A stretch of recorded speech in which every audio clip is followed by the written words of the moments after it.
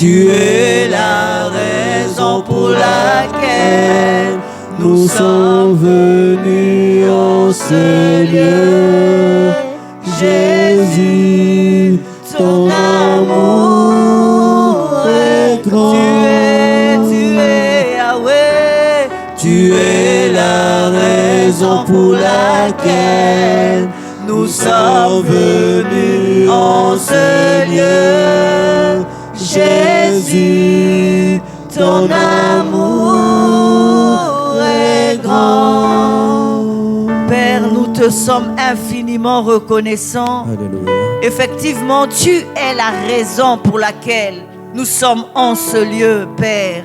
Tu es celui qui nous a attirés, assemblés, et nous voulons te dire l'infinie gratitude de nos cœurs. Ce matin, nous nous laissons enseigner. Comme Marie à tes pieds, nous nous laissons instruire. Ce que tu veux, c'est que nous puissions parvenir à la connaissance de la vérité. Que nous puissions jouir, ô Père, du bénéfice du pourquoi Christ est mort. Seigneur, ce matin, parle-nous de manière à communiquer la foi, la vie en Jésus-Christ.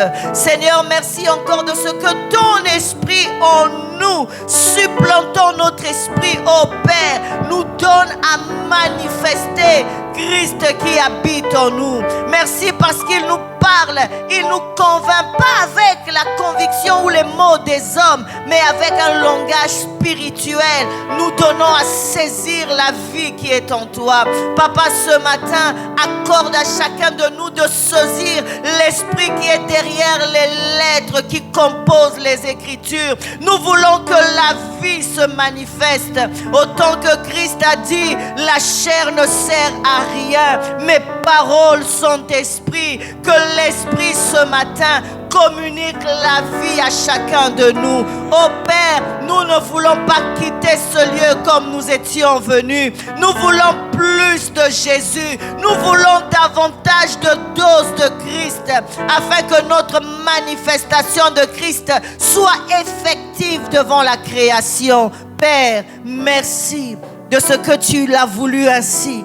Que toi tu sois en nous, nous en toi, Christ en nous, que nous soyons parfaitement un. Père, merci de ce que tu l'as voulu ainsi, que l'Esprit habite nos corps. La Bible dit, ne savez-vous pas? Seigneur, nous le savons. Nous sommes ton temple, nous sommes ta demeure, nous sommes l'abri du Très-Haut, nous sommes Emmanuel dans cette création et nous te bénissons pour ce privilège. Seigneur, prends encore le contrôle de toutes choses et parle-nous, fais-nous du bien comme toi seul tu sais le faire. C'est au nom précieux, merveilleux de Jésus-Christ que nous t'avons ainsi prié. Amen. Amen. Est-ce que tu peux acclamer le Seigneur ce matin?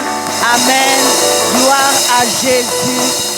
Je suis privilégiée par la grâce de Dieu, dans sa grâce, d'être devant chacun de nous ce matin. Amen.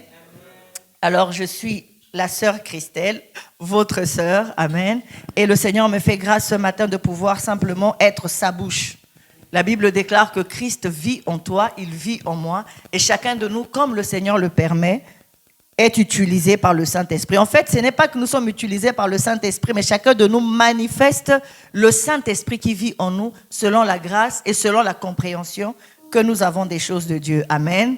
Est-ce que nous pouvons déclarer notre déclaration de foi avant de rentrer dans les Écritures? Amen. Nous, enfants de Dieu, nous sommes nés de la parole de Dieu. Et nous sommes conscients tellement de cette parole que nous savons tout ce que dit notre bouche arrive. C'est pourquoi nous faisons attention aux choses que nous disons et nous choisissons les choses que nous disons, sachant que cela se manifeste pour nous. Amen. Nous allons faire cette déclaration de foi. Et nous allons entrer ensuite dans notre partage de ce matin. Amen.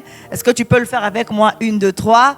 Père, je te suis reconnaissant de ce que tu m'as jugé digne de me confier ta parole. Car je suis né par ta parole, je vis par ta parole au-dessus des circonstances et de toute autre situation Je sais, Seigneur, que je gagne toujours, je réussis toujours et je prospère toujours selon ce que dit ta parole dans le nom puissant de Jésus. Amen. Amen. Est-ce que tu peux l'acclamer si tu crois ce que ta bouche a dit? Amen. Alors, nous allons continuer ce que nous sommes en train de faire. Depuis un moment, nous avons décidé d'ouvrir cette réflexion ensemble qui est de ramener notre compréhension en Christ. Ramener notre compréhension en Christ, ça veut dire que nous sommes en train de redéfinir notre compréhension de Dieu, la compréhension de qui nous sommes, qui je suis, la compréhension de ma relation avec Dieu, ma relation aussi avec l'autre, la compréhension, ma vision des choses, ma perception de mon environnement. Je veux comprendre tout cela en Christ. Pourquoi nous disons en Christ? Parce que le chrétien est né en Christ, vit en Christ, se développe et s'épanouit en Christ. Le chrétien ne quittera jamais en Christ. De la même manière qu'un enfant qui naît dans ce monde, né en Belgique, né, je ne sais pas moi, au Ghana, quand il naît dans un pays. Si c'est un pays anglophone, il parlera anglais. Si c'est un pays, je ne sais pas moi, romain, s'il naît par exemple à Rome, il parlera italien. Amen. S'il naît en Belgique, il parlera français ou néerlandais. Mais s'il naît en Christ, voilà la question. Le chrétien est né en Christ. Le chrétien vit en Christ. Le chrétien s'épanouit en Christ, grandit en Christ. Le chrétien se marie, mais il est toujours en Christ. Maintenant, comment définir sa vie conscient que je suis en Christ? Voilà la raison pour laquelle nous voulons ramener, parce que la manière dont nous avons grandi dans la foi chrétienne nous a fait comprendre que la vie chrétienne est un changement de comportement. J'ai accepté Jésus, je ne peux plus voler si je volais avant. J'ai accepté Jésus, je ne peux plus dire des mauvaises paroles, des paroles obscènes ou des paroles injurieuses, si c'était ce que ma bouche avait l'habitude de faire. Donc, nous avons marché avec un objectif de comportement. Mais maintenant, nous devons réaliser qu'est-ce qui s'est réellement passé pour nous en Christ. Est-ce que la vie du chrétien, c'est un changement du comportement parce qu'il a reçu Jésus? Ou est-ce que la vie du chrétien est autre chose? Et quand nous avons examiné les Écritures, nous avons découvert que ça n'avait rien à voir avec le comportement. Vous savez, le comportement est influençable. Quelqu'un qui ne parle jamais, tout le monde dit « lui, il ne parle pas ». Mais un jour, vous pouvez être étonné, boum, quelque chose s'est passé, on l'a atteint, comme on dit, on l'a sorti de ses gonds. Il sort de ses gonds, les gars parlent, tout le monde dit « ah bon ?» Il parlait comme ça, son comportement a été modifié à cause des faits extérieurs à lui. Mais le chrétien, si Jésus-Christ est venu mourir pour que nous puissions changer de comportement, c'est compliqué parce que les faits extérieurs peuvent modifier nos comportements. Quelqu'un d'hyper honnête peut être sollicité à entrer dans une corruption parce que les conditions l'y poussent. Tu arrives dans une société, tout le monde vole. Tout le monde. Même le patron triche. Et il te dit, écoute, ici c'est comme ça. Donc tu peux être emmené à changer ton attitude alors que ce n'est pas ton comportement, l'éducation que tu as eue de tes parents. Mais tu modifies ça à cause de l'environnement. Nous, en Christ, la Bible dit, à tous ceux qui l'ont reçu, à ceux qui croient au nom de Jésus-Christ. Quand tu as reçu Jésus et que tu as cru en son nom, la Bible dit, il t'a donné le pouvoir de devenir enfant de Dieu. Cet enfant de Dieu-là est un être à part entière. même s'il est esprit, même si aujourd'hui, moi j'ai reçu Jésus-Christ, je n'ai pas changé de taille, je n'ai pas changé de peau, la couleur de mes cheveux n'a pas changé, ma voix, l'accent, le timbre de ma voix n'a pas changé. C'est pas, je reçois Jésus-Christ, demain j'ai une voix. Non. Rien n'a changé. D'ailleurs, même si le jour-là, depuis le matin, je n'avais pas mangé et que je viens de faire la prière pour recevoir Jésus, j'aurais toujours faim après. Parce que depuis le matin, je n'avais pas mangé. Pourquoi? Ce sont des choses spirituelles. Jésus a dit, c'est une naissance spirituelle. Ce qui est né de l'esprit est esprit. Donc, lorsque nous recevons Jésus, il y a un être réel, spirituel, vrai, qui est né. Mais qui est né où? Dans le monde? Non, il est né en Christ. Cet homme doit être conscient premièrement de son environnement. Je suis en Christ. Où se trouve en Christ? Qu'est-ce que ça veut dire en Christ? Ça, on ne le sait pas. Et la personne grandit, mais grandit comment? Parce que ceux qui sont nés en Christ, cet enfant-là, doit être nourri. C'est un être qui est né. Il doit être nourri. Paul dit, vous en venez à être encore au lait. Pourquoi il parle du lait? À quel type d'enfant donne-t-on le lait? Aux petits. Paul dit, vous en êtes encore au lait. Vous qui devriez depuis longtemps être des maîtres. Au lieu de vous donner la nourriture solide, j'en viens encore à vous donner du lait. Donc ça veut dire quoi? Ça veut dire que l'homme qui naît en Christ est un homme qui naît faible. En fait, il n'est pas faible. Tout de Dieu est en lui. Tout de Christ est en lui. Mais puisque c'est un être spirituel, pour qu'il soit manifesté dans la matière, dans le temps, on doit l'encadrer, l'emmener à se manifester pleinement. Amen.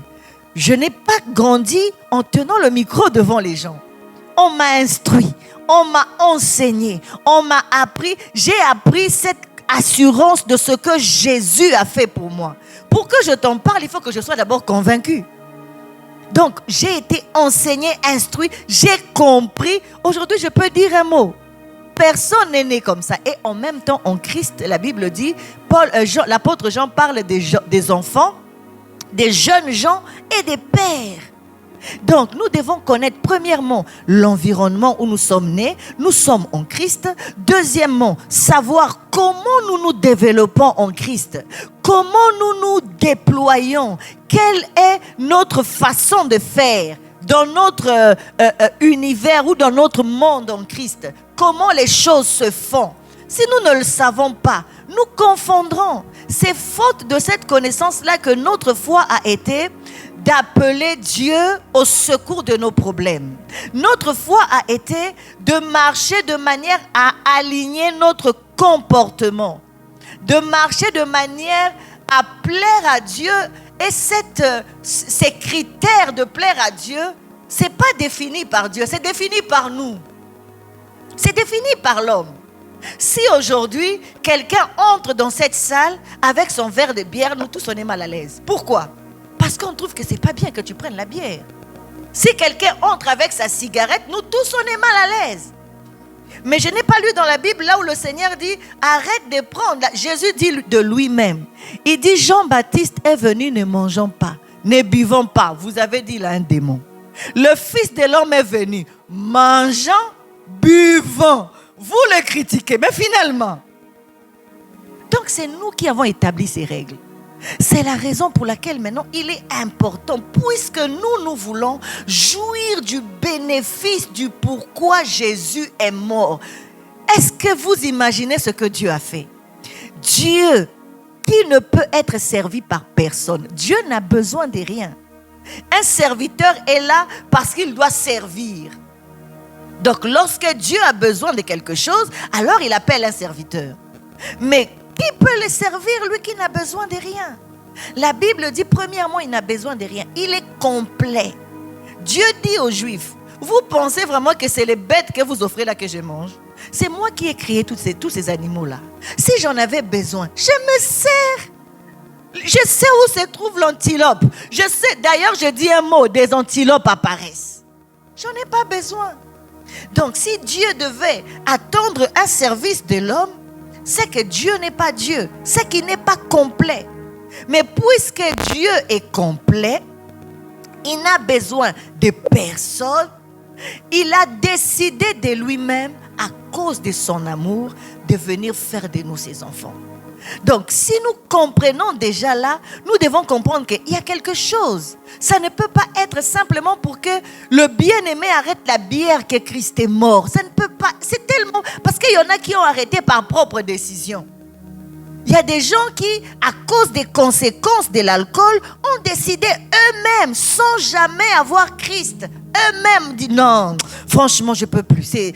Pour que je puisse être humilié comme ça encore, c'est fini, je ne peux plus. Il y a des gens qui ont décidé d'eux-mêmes. Donc maintenant, il est important de comprendre la raison pour laquelle Jésus-Christ est mort. Amen. Le chrétien, la Bible dit, si quelqu'un est en Christ, si quelqu'un est en Christ, il est une nouvelle créature. Les choses anciennes sont totalement passées. Les choses anciennes sont passées. La Bible dit, voici, toutes choses sont devenues nouvelles. Alors, c'est quoi être en Christ? Ça veut dire quoi être en Christ? Parce que si nous voulons développer notre compréhension des Écritures, développer la compréhension de qui je suis, développer la compréhension de qui est Dieu, de ma relation avec Dieu, ma relation avec l'autre et ma vision de la vie, je veux la développer en Christ. Il est important de savoir c'est quoi être en Christ. Parce que la Bible dit en Christ, en lui. Quand on dit en lui dans Éphésiens, en lui, c'est en Christ. Ça veut dire quoi être en Christ? Être en Christ, bien-aimé, c'est dès que quelqu'un accepte de recevoir Jésus dans sa vie comme son Seigneur et son Sauveur. La Bible dit, on peut commencer dans Jean chapitre 1. La Bible dit ceci dans Jean chapitre 1. Je vais proposer le verset. On peut commencer au verset 4. C'est juste pour nous montrer que ce n'est pas... C'est une personne que nous avons réellement reçue. Nous n'avons pas... citer quelque chose qui n'était qu'un slogan, mais nous avons vraiment reçu une personne. Amen. Jean chapitre 1, à partir du verset, on peut commencer au verset 1 tout simplement. La Bible nous dit ceci. Au commencement était la parole, et la parole était avec Dieu, et la parole était Dieu. Elle était au commencement avec Dieu. Toutes choses ont été faites par elle, et rien de ce qui a été fait n'a été fait sans elle. La Bible dit au verset 4, en elle était la vie, et la vie était la lumière des hommes. La lumière luit dans les ténèbres ne l'ont point reçue. Il eut un homme envoyé de Dieu, son nom était Jean. Il vint pour servir de témoin, pour rendre témoignage à la lumière, afin que tous crussent par lui. Il n'était pas la lumière, mais il parut pour rendre témoignage à la lumière. Verset 9. Cette lumière était la véritable lumière qui, en venant dans le monde, éclaire tout homme. Elle était dans le monde, et le monde a été fait par elle, et le monde ne l'a point reçue. Elle est venue chez les siens, et les siens ne l'ont point reçue. Imaginez. Toutes choses ont été faites par elle. Tout. Elle est venue dans le monde. Le monde ne l'a point. La Bible dit, elle est venue dans le monde et le monde ne l'a point connue. Elle est venue dans le monde a été fait par elle et le monde ne l'a point connue. Elle est allée chez les siens, disant au moins eux, c'est les miens. Ils vont me connaître. La Bible dit, même les siens n'ont pas voulu le recevoir. Les siens ont dit non, pas chez nous. La lumière luit dans les ténèbres. La Bible dit, les ténèbres n'ont pas voulu, les siens n'ont pas voulu, et le monde ne l'a pas connu. Ça ne doit pas être étrange pour nous de voir que le monde ne connaît pas le Seigneur. Les gens ne connaissent pas le Seigneur. Et la tristesse aujourd'hui, c'est quoi? C'est que même ceux qui sont censés être du Seigneur, on dit les siens. Ici, les siens, c'était les Juifs. Mais aujourd'hui, les siens, c'est l'Église. Mais l'Église ne connaît pas son Seigneur. Parce que l'Église n'a ni compris qui est Christ, qu'est-ce que Jésus a fait. L'Église ne s'est pas donné à Jésus l'adoration qui lui est due parce que nous n'avons pas connu qui est celui qui est venu mourir. Vous savez, Jean a dit, c'est la vie en fait. Celui qui fait que les oiseaux volent, celui qui fait que l'arbre dans sa graine a le pouvoir de reproduction, celui qui fait que la mer, l'immensité du monde marin soit. La vie est venue comme un homme. Dieu leur a ouvert l'esprit pour qu'ils comprennent que c'est la vie. La Bible dit, les siens ne l'ont pas reçu.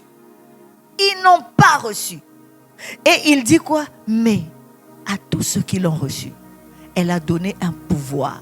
Donc tous ceux qui reçoivent Christ, comme nous le lisons ici au verset 12, la Bible dit, à tous ceux qui l'ont reçu, à ceux qui croient en son nom, elle a donné le pouvoir de devenir enfants de Dieu, lesquels sont nés non du sang, ni de la volonté de la chair, ni de la volonté de l'homme, mais de Dieu.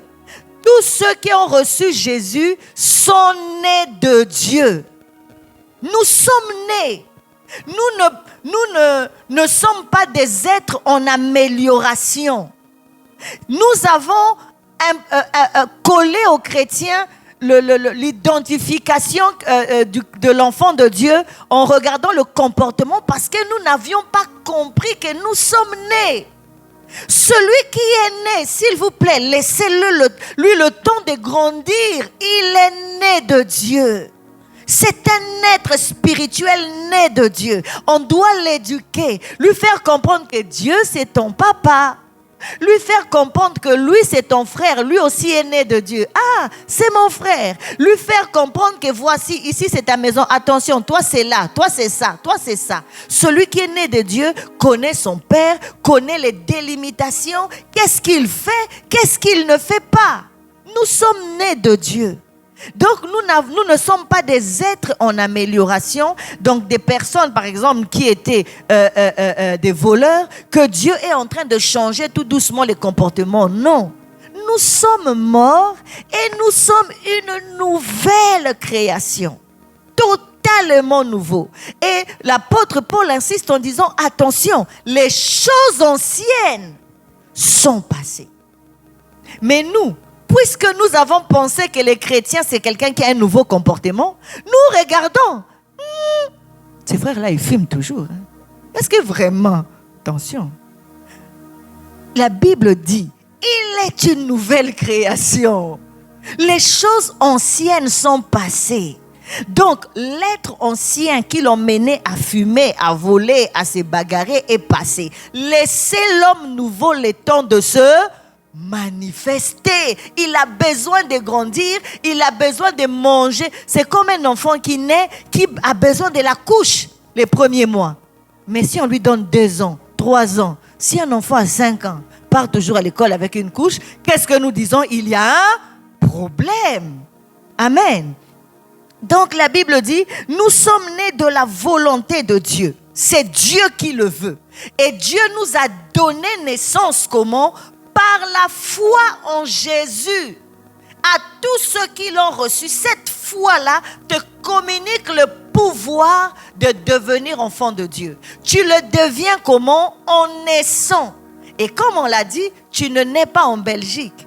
En Belgique, c'est la naissance physique, comme Jésus a dit à Nicodème. Mais tu nais où? En Christ. Tu nais en Christ. Tu rentres dans le monde, moi j'appelle ça le monde merveilleux de Dieu.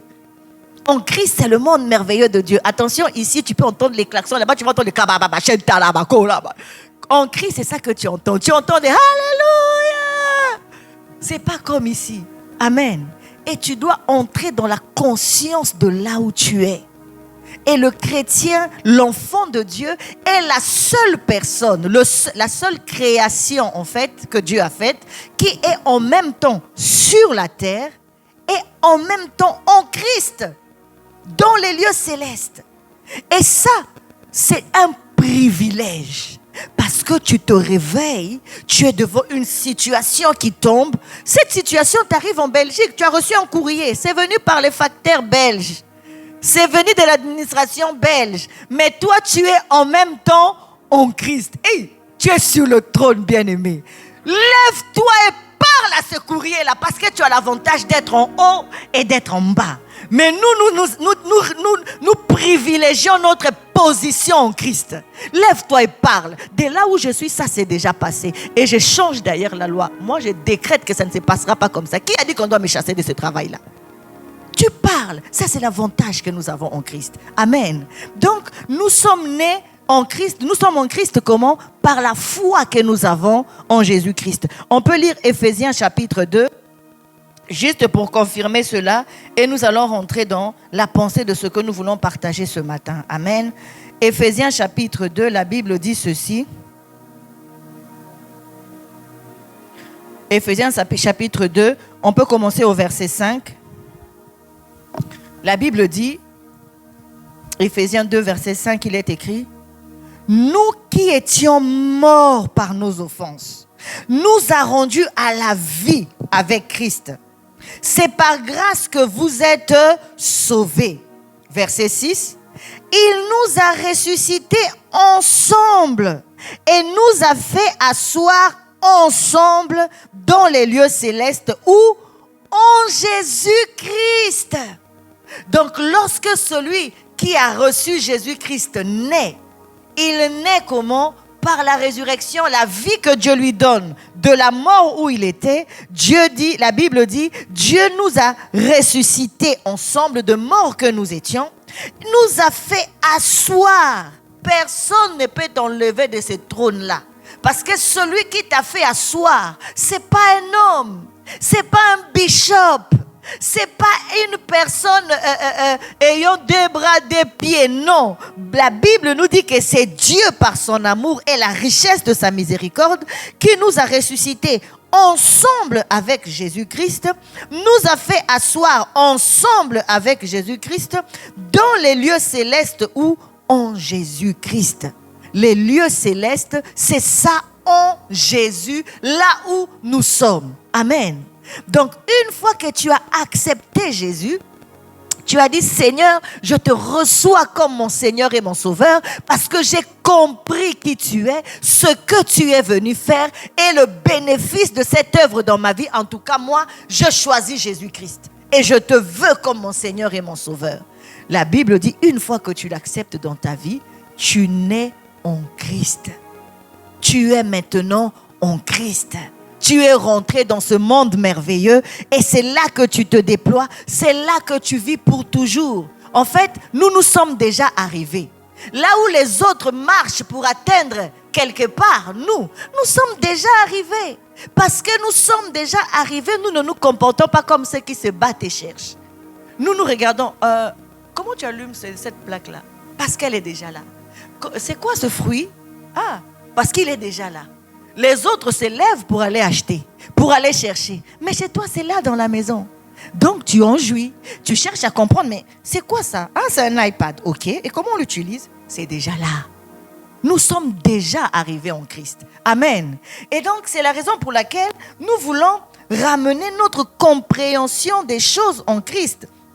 Évidemment, puisque nous sommes en Christ, nous comprenons que notre identité, c'est en Christ.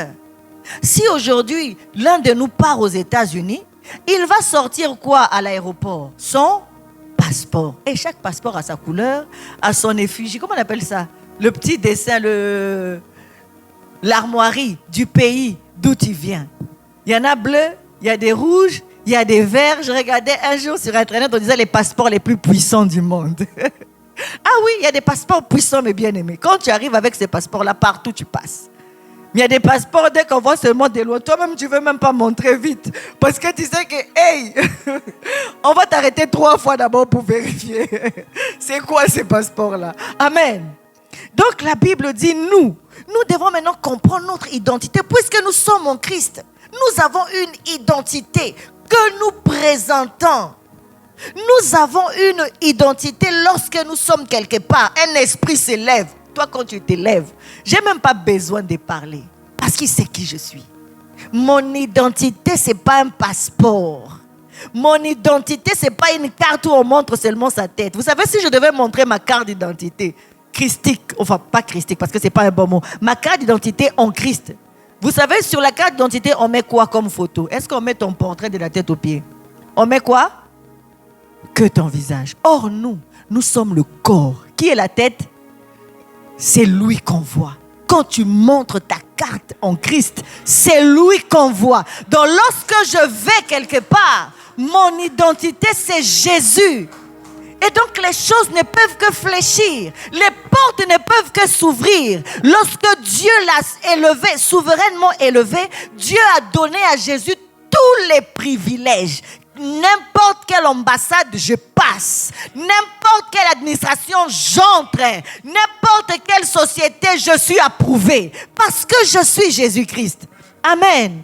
Donc la Bible dit, nous qui sommes en Christ, nous devons comprendre maintenant notre identité. Nous devons comprendre maintenant notre vision des choses. Nous ramenons nos pensées en Christ. D'ailleurs, de nous, il est dit, nous avons la pensée du Christ. Donc nous sommes en Christ, nous sommes Christ. Et ce matin, ce que j'aimerais que nous puissions comprendre, c'est comment se produit, qu'est-ce qui s'est passé pour que nous puissions naître en Jésus-Christ. Amen. D'abord, je vais faire un petit rappel de ce que nous avons partagé. Nous avons eu à comprendre que dans les Écritures que nous partageons, il y a les Écritures et les Écritures. Amen. Nous avons fait comprendre que la Bible entière, ou ce qu'on appelle les Écritures, en fait, c'est l'Ancien Testament que nous appelons l'Ancien Testament. Mais dans les Écritures de l'Ancien Testament, il y a ce qu'on appelle des Écritures mises à part. Les Écritures mises à part, c'est en d'autres termes les Écritures qui concernaient la venue de Jésus-Christ. Donc au milieu de la marche d'Israël, lorsque Dieu a parlé à Abraham, à Isaac, à Jacob, aux prophètes, Dieu au milieu des choses qu'il disait aux prophètes, mettait en même temps la pensée. Sa pensée, c'était quoi? C'était que le Messie viendrait. Et cette bonne nouvelle commence depuis le commencement. Déjà dans le jardin d'Éden, Dieu dit, la postérité de la femme viendra et écrasera la tête du serpent. La Bible dit, Jésus est le même hier, aujourd'hui et éternellement. En d'autres termes, Jésus qui est le même hier, aujourd'hui, éternellement là, ce n'est pas la personne. Parce que la personne, nous avons vu qu'il était la parole, il est devenu chair, maintenant il est un esprit vivifiant. Mais le Jésus qui est le même, c'est le message de Dieu. C'est la pensée de Dieu. Elle doit rester la même depuis le jardin. Si on voit que quelque part ça a changé, c'est que Dieu change. Or, Dieu ne change pas. La même chose qu'il a dite au commencement, c'est celle-là qu'il va confirmer à la fin. Donc, le message de Dieu depuis le jardin, c'était le salut de l'homme par l'envoi du Messie. Les prophètes l'ont confirmé. Nous connaissons Isaïe qui a dit « Voici mon serviteur prospérera ». Nous savons Moïse a dit dans Deutéronome 18, il a déclaré que le Seigneur enverra un prophète. Il enverra parmi vous un prophète comme moi. Écoutez-le. Nous savons que le Seigneur a parlé par la bouche de Jérémie. Il a dit, voici, je traiterai une nouvelle alliance avec le peuple qui ne sera pas comme l'alliance que j'ai traitée lorsque je vous ai fait sortir de l'Égypte. Le message de Dieu est resté le même. Sauf que lorsque Dieu parlait par les prophètes, le prophète parlait de la part de Dieu. Soit il donnait le message de Dieu qui est l'écriture mise à part. On appelle ça encore l'écriture sainte. C'est ce que Paul dit dans Romains chapitre 1, qu'il a été appelé à annoncer les saintes écritures, en d'autres termes, les écritures mises à part. Mais nous, quand nous avions lu la parole, nous avions pris toutes les paroles du prophète en pensant que tout ça nous est destiné. Non, il y a des paroles qui étaient pour Israël. Quand Dieu disait, détruisez ce pays, livrez-le à l'interdit. Qu'est-ce que nous, on va faire avec ça? Il dit des fois à Israël, entrez dans ce pays, tuez tout le monde. Ça n'a rien à voir avec nous.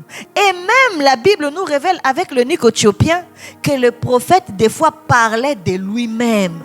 Parce que l'eunuque éthiopien pose la question à Philippe en disant, le texte qui est écrit ici, le prophète, parle-t-il de lui-même ou parle-t-il de quelqu'un d'autre?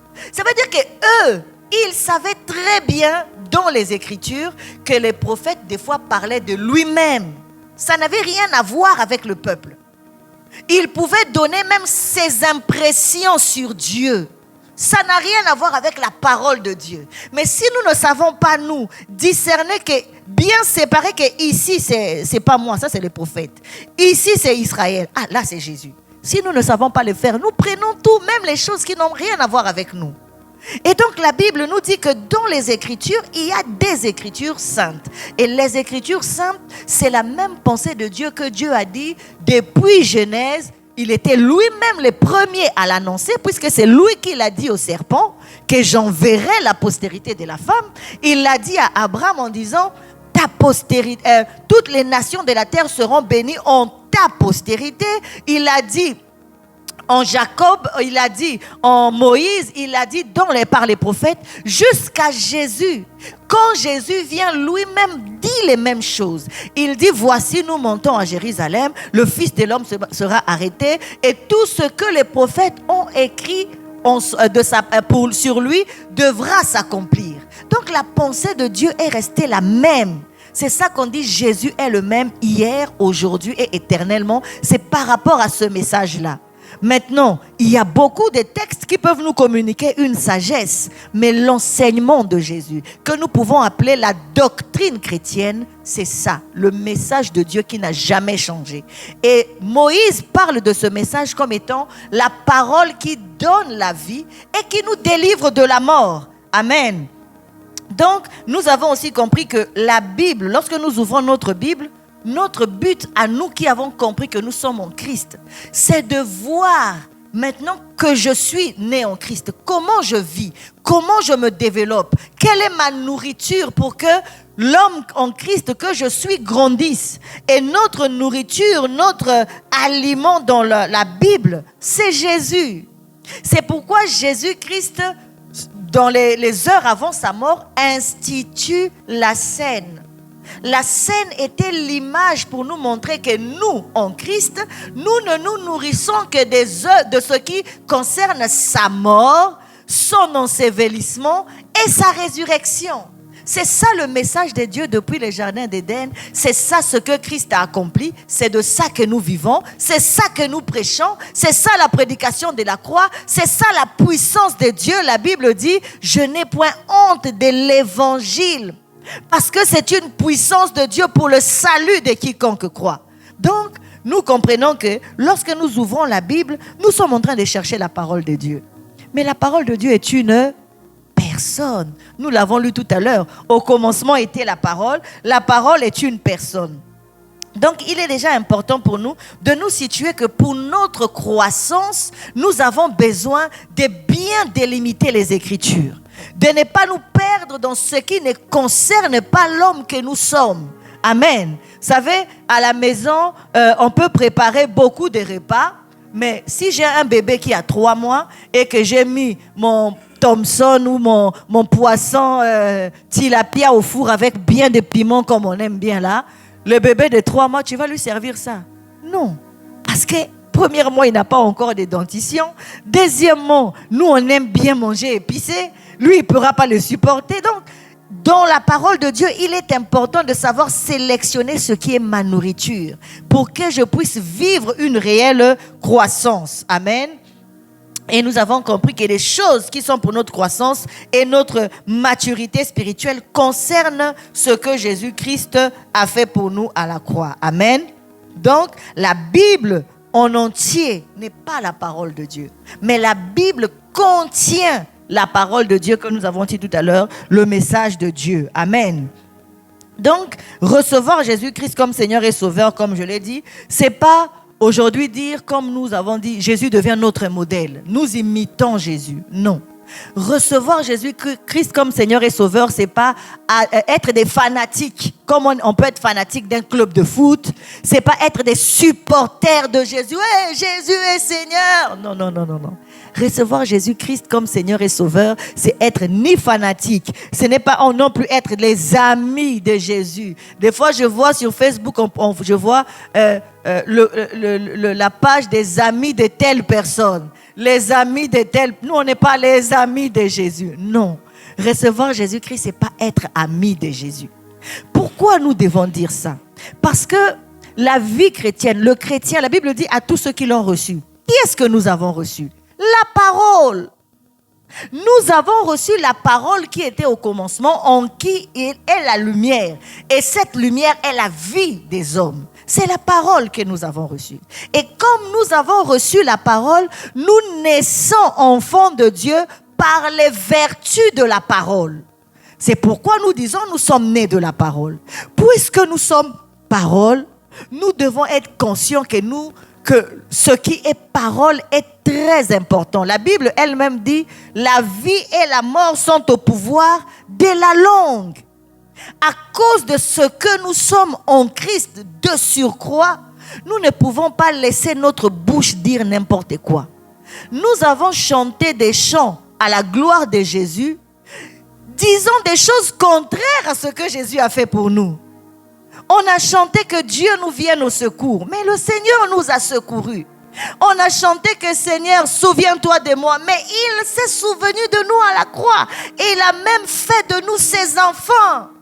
On a chanté Seigneur, réponds à mon problème. Jésus a déjà répondu à tous nos problèmes. L'œuvre de la croix est une œuvre achevée, terminée. La Bible dit, Dieu notre Père est devenu un Dieu bienheureux parce qu'il a vu que l'œuvre est parfaite. Elle est complète. Elle est achevée, bouclée, terminée. D'ailleurs, Jésus maintenant est assis. Celui qui s'assoit à la maison, c'est qu'il a fini ce qu'il avait à faire comme travail. Jésus n'est pas au repos que je me repose 5 minutes et puis je viens. Non. Si nous continuons à penser que Jésus doit venir au secours de quelque chose, cela dénote simplement que nous n'avons pas compris comment la chose qui nous préoccupe a été traitée dans l'œuvre de la croix. Et la raison pour laquelle nous avons besoin d'être instruits pour grandir dans cette œuvre-là. Amen. Donc nous avons dit que nous sommes, une fois que nous avons reçu Jésus-Christ, nous sommes nés en Christ. Nous allons aller lire dans le livre de 1 Pierre. Dans le livre de 1 Pierre, chapitre 1, verset 23. On peut commencer au verset 22. Et ensuite, nous irons dans Romains 6. Le temps va tellement vite, mais c'est déjà important parce que c'est important que lorsque nous comprenons ces choses, nous ayons vraiment les choses qu'on avait avant balayées pour que la parole de Christ s'incruste vraiment dans notre compréhension.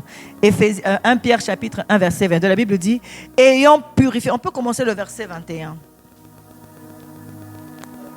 Verset 20, désolé. Le but c'est de comprendre l'idée, voilà. La Bible dit, donc on parle de Christ nous avons été rachetés à un grand prix.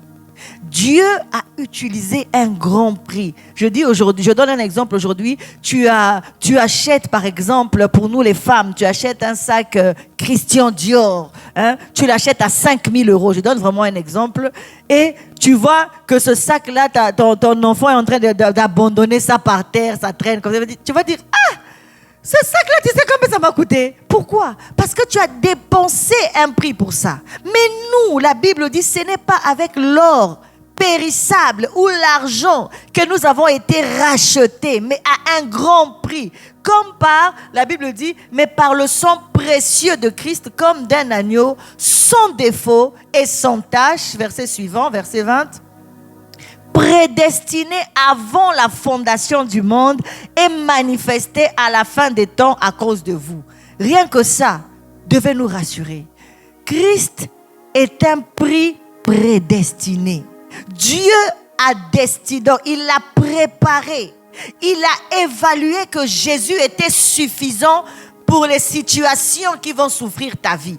Il a évalué que le don de Jésus est suffisant pour le développement de ta famille, pour ton développement professionnel, pour ton développement émotionnel, pour ton avancée dans la société, pour ton impact dans la création. Dieu a évalué avant. Il dit prédestiné avant la fondation du monde.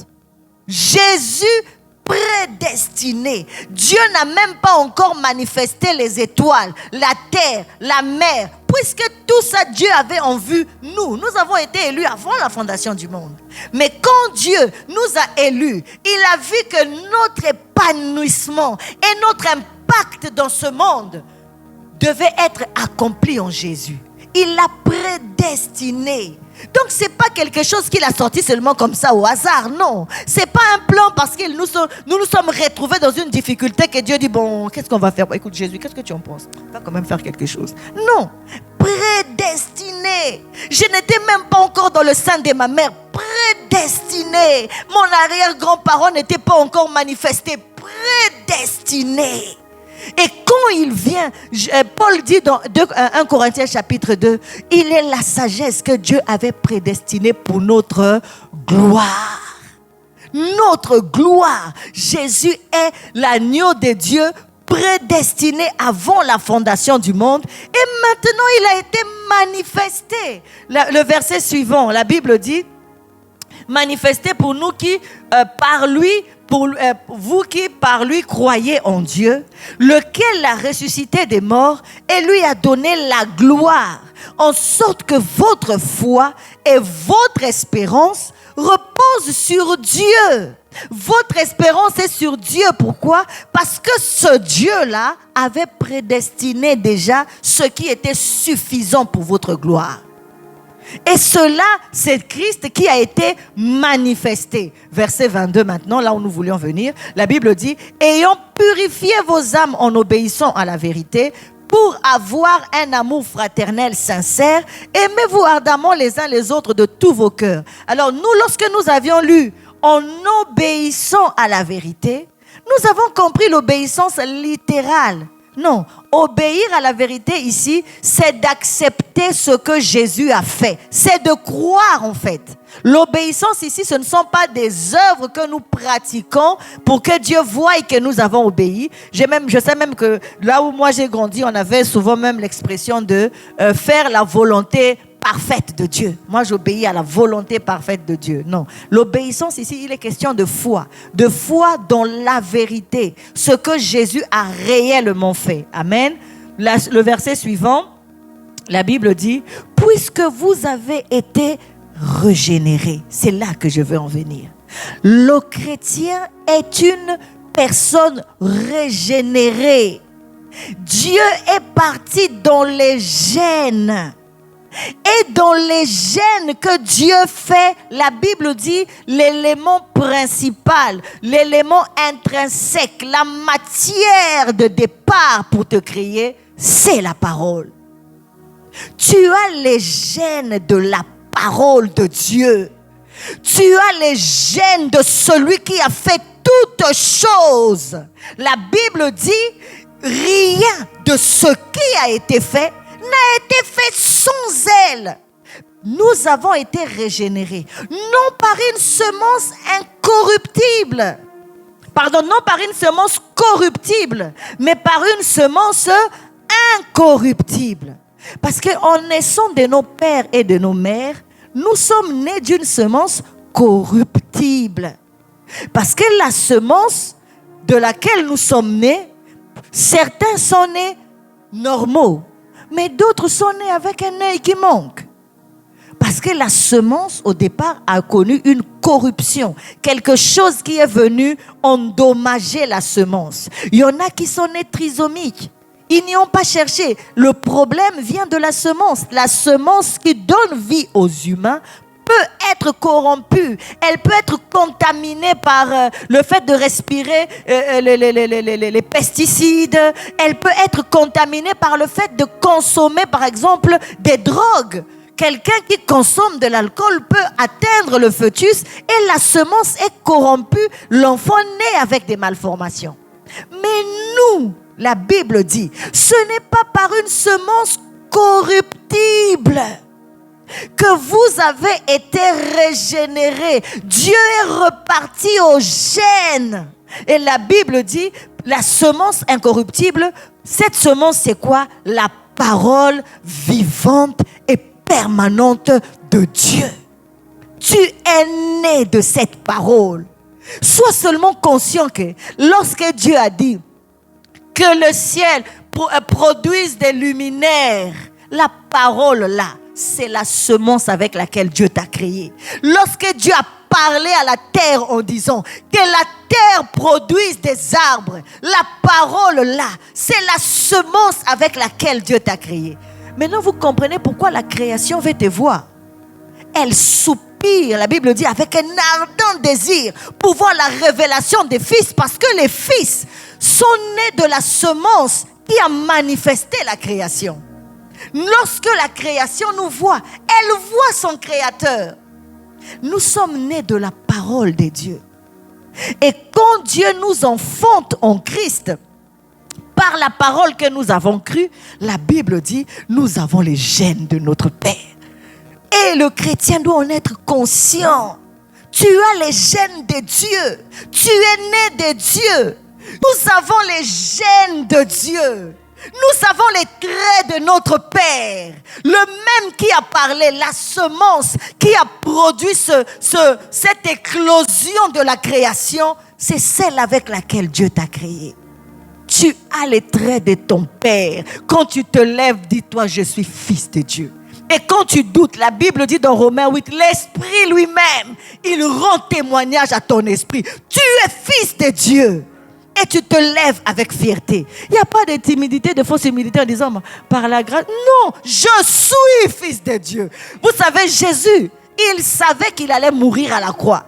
Il savait de quelle mort honteuse il allait mourir. Mais il dit, je suis la résurrection. Il pouvait avoir une pensée qui lui dit, n'oublie pas que dans quelques jours, on va t'arrêter. Hein. Je suis la résurrection et la vie. Il assumait qui il était. C'est pas parce que je vais à pied que je ne suis pas fils de Dieu. Je me connais, bien-aimé. La Bible dit qu'il y a une nation dont on ne comprend pas le langage, qui tirera l'épée contre le prince de Tyr. Eux, ils ne marchent pas comme nous, et ils chevauchent les montagnes. On ne sait d'où ils viennent, ni où ils vont. C'est nous qui sommes nés de Christ. Quand nous tirons la parole, l'ennemi tremble. La création se réjouit et dit, voici mon Créateur. Amen. Donc aujourd'hui, bien-aimé, sache-le. En toi sont les gènes de ton Père. Il t'a régénéré en Christ. Il t'a créé de nouveau. On va aller lire dans Éphésiens chapitre 2, verset 10. Et ça, c'est quelque chose que nous, les chrétiens, nous avons besoin de connaître. Que nous ne sommes pas ces enfants qui sont faibles et qui attendons Dieu comme un marabout qui nous vienne en aide. Bien aimé, ce que nous devons savoir, c'est ceci. Lorsque notre Père a établi le plan de salut de l'homme, lorsque Dieu a établi le plan de salut de l'homme, le but de Dieu, c'est l'homme. Le but de Dieu, c'est l'homme. Mais nous voulons faire de Dieu la réponse à nos problème. Non, Dieu n'est pas... Le jour où moi je l'ai écouté, s'il vous plaît, moi aussi j'ai été déçu. J'ai dit quoi? Dieu n'est pas la réponse à mes problèmes. Ah, mais je fais comment alors? Moi j'ai compté sur Dieu toute ma vie. J'attendais qu'il soit la réponse aux besoins de mes enfants, à mes problèmes personnels. Je veux le voir être ma réponse au travail. On m'a dit non, Jésus n'est pas mort pour tes problèmes. C'était dur d'accepter ça. Mais une fois que tu avales, c'est comme du miel. Tu te réjouis. Parce qu'au lieu que Dieu soit la réponse, il a fait de toi-même la réponse. Dieu est venu traiter l'homme. C'est pourquoi Jésus dit, je suis venu donner la vie. Et cette vie, c'est qui? C'est lui, puisqu'il a dit, je suis la vie. Jésus est venu vivre en toi pour que toi, tu deviennes Jésus devant tes problèmes. Donc, commence par être conscient que les gènes que tu portes, même quand ils sont des frissons dans le corps, on ne va pas citer le nom, quelque chose dans la gorge, quelque chose qui coule. Dis, j'ai les gènes de mon Père. Je sais que Dieu ne peut pas être malade. Moi, je suis né de lui. Vous avez dit quoi? Changer, ce n'est pas possible. Parce que de qui je suis né, les gènes que je porte sont incorruptibles. Et je le dis à mon corps, depuis quand toi tu commences ça? C'est pas possible. Moi je sais de qui je suis né. J'en suis consciente et je le déclare. Tu ne peux pas, parce que moi j'ai des gènes incorruptibles qui fonctionnent en moi. Amen. Donc la Bible nous dit ici, nous allons dans Éphésiens chapitre 2 verset 10. La Bible dit, car nous sommes son ouvrage, ayant été créés en Jésus-Christ. Là où nous sommes, en Jésus-Christ, pour des bonnes œuvres que Dieu a préparées d'avance afin, il y a un but, afin que nous les pratiquions. Ces bonnes œuvres-là, c'est pas, comme on le dit communément, au ciel. Nous irons au ciel. Déjà, nous n'irons pas au ciel, nous le savons heureusement pour nous. Mais les œuvres, là, alors nous les pratiquerons où? Ici, Apocalypse dit, nous sommes, il a fait de nous des rois et des sacrificateurs et nous régnons sur la terre. Nous régnons sur la terre, vous savez, nous régnons aussi dans le ciel avec Christ. Nous régnons là où nous sommes assis avec Christ. Amen. Donc Dieu a préparé des œuvres d'avance. Nous sommes l'ouvrage de Dieu. Et j'aime aussi le chapitre 4. On va déjà aller au chapitre 4, même si nous y reviendrons encore dans la grâce du Seigneur prochainement. Chapitre 4, verset 23.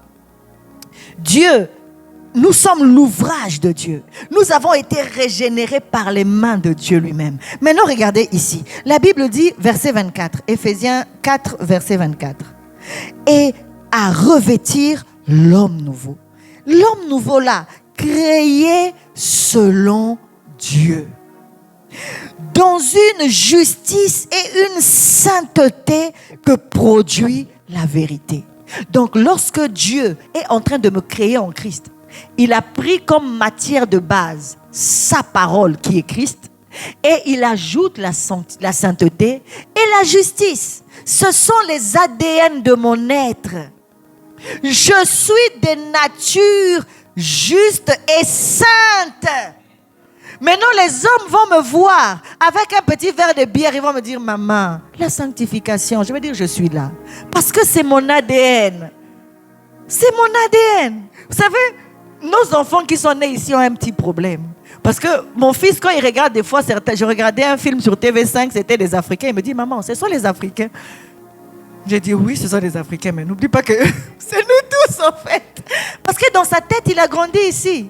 Amen. Nous sommes de l'ADN de la justice et de la sainteté. Cette justice et cette sainteté, comme dit le verset, c'est selon Dieu. Tu es créé selon Dieu. Pour que Dieu habite en moi et en toi, Dieu seul devait nous créer. Parce qu'aucune maison d'homme, maison faite par homme ne pouvait recevoir Dieu. Impossible. On va s'arrêter là aujourd'hui parce que je sais qu'on a beaucoup de choses à voir, mais le temps nous l'impose. La Bible dit de Moïse, il a fait un tabernacle. Il ne pouvait y mettre qu'une arche.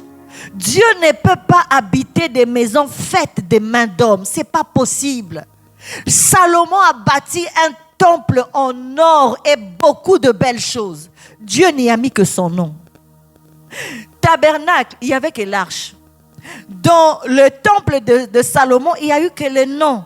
Salomon lui-même dit, je sais que les cieux des cieux des cieux ne peuvent pas te contenir. Tu ne peux pas habiter dans cette maison. Mais s'il te plaît, permets au moins que ton nom, de telle sorte que lorsqu'on invoquera ton nom, que de là où nous sommes, mais si nous regardons à ce temple, que toi tu nous exauces.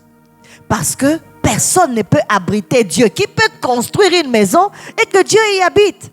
Mais la Bible dit de toi et de moi, quand Dieu t'a créé en Christ, il t'a créé selon lui. Il a vu sa taille. Oh, alléluia. Réalise ça, monte avec moi. Dieu s'est vu. Il t'a fait à sa taille, selon lui. Il est rentré. Oui, je suis bien. Il est sorti, il t'a regardé. Bien la justice, la sainteté. Tu es bâti de paroles. Dieu entre. La Bible dit, quand tu nais en Christ, Dieu habite en toi. Celui que personne n'a jamais pu abriter. Aucune demeure, quelle que soit l'immensité du temple de Salomon, personne n'a pu créer une maison pour Dieu. Mais toi, Tu es la maison de Dieu. Lorsque tu lis le psaume 91, nous avons lu le psaume 91 demandant le secours à Dieu. Or, le psaume 91 parle de toi parce que tu es en réalité l'abri du Très-Haut. La Bible dit celui qui habite à l'abri. Mais qui est l'abri? Qui est la maison de Dieu? C'est toi. C'est toi. Quand quelqu'un est à tes côtés, il est à l'abri du Très-Haut. Tu deviens pour lui celui qui arrête les filets de l'oiseleur. Il te dit, tu sais, dans ma famille, tu t'inquiètes. Tu es là, t'en fais pas. Moi-même, ne t'inquiète pas. J'aime un homme de Dieu qui dit, tu peux mourir, je venais te ressusciter. Pour te dire que c'est toi l'abri du Très-Haut. Et c'est là où nous voulons aller dans notre compréhension de qui nous sommes en Christ. Nous sommes nés de Dieu. Et Dieu nous a engendrés, régénérés par la semence qui est sa parole. La Bible dit régénérés où? En Christ. Dieu nous a fait son ouvrage où? En Christ. Et comme nous l'avons lu ici, la Bible dit, ayant à revêtir l'homme nouveau, créé selon Dieu. Pas selon les hommes. Pas selon une communauté. Tu es créé selon Dieu, à la taille de ton Créateur, aux dimensions de ton Créateur, pour qu'il puisse suffire en toi, habiter et trouver son repos. Dieu est heureux. Tu es la maison de Dieu. Amen. Est-ce que tu es de la joie de le savoir ce matin? Tu as les gènes de ton Père. Tu as les traits de ton Père. Tu es né de Dieu. Et la Bible dit, nous sommes enfants de Dieu et nous le savons. Amen. Le temps est petit pour commencer la suite de ce que j'ai prévu. Par la grâce de Dieu, nous le continuerons prochainement. Je vais appeler notre papa, reprendre la parole pour clôturer ce moment. Amen. Que Dieu nous bénisse tous.